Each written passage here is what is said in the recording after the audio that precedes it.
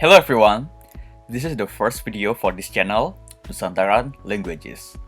And for this opener video, I want to discuss about the national language of Nusantara Indonesia, which is the Indonesian language.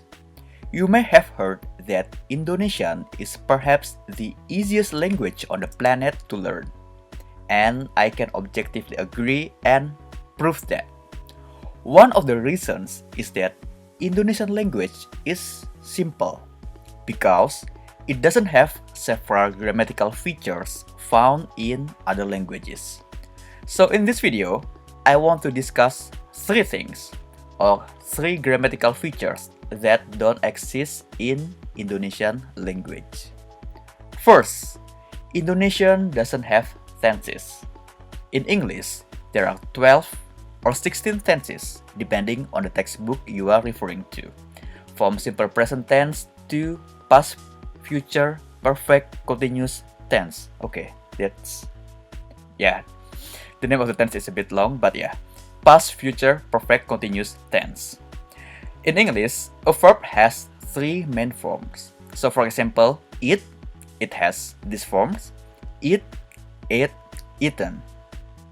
And as another example, for example, in Japanese, there are two tenses, past, kako jise, and non-past, hikako jise, taberu, tabeta.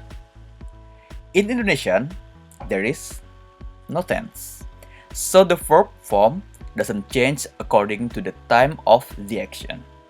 For instance, the Indonesian word for eat is makan. No matter whether it happened in the past, is happening at the present moment, or will happen in the future, makan will stay makan. So, how do we know when we eat, you ask?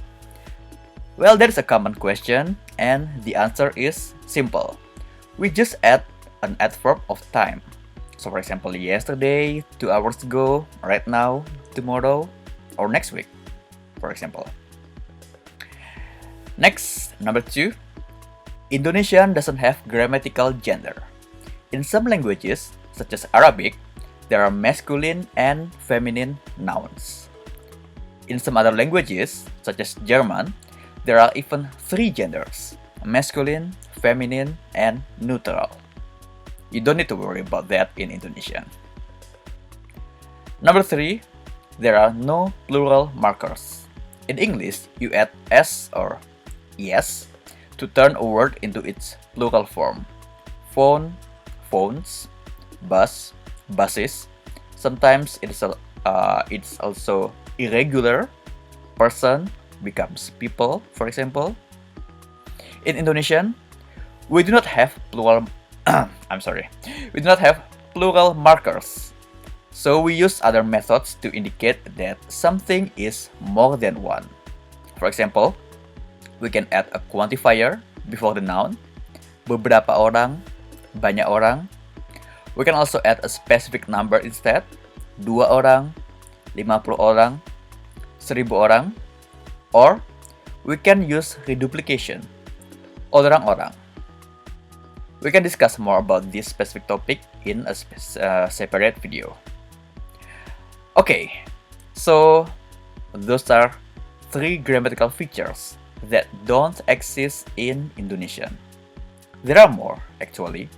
For example, Indonesian doesn't have definite, indefinite articles. Indonesian doesn't have subject-verb agreement, etc. If you are interested, we can discuss about this in the next videos.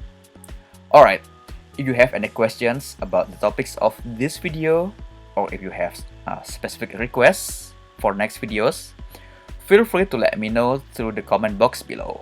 So, yeah, that's all for today and sampai jumpa.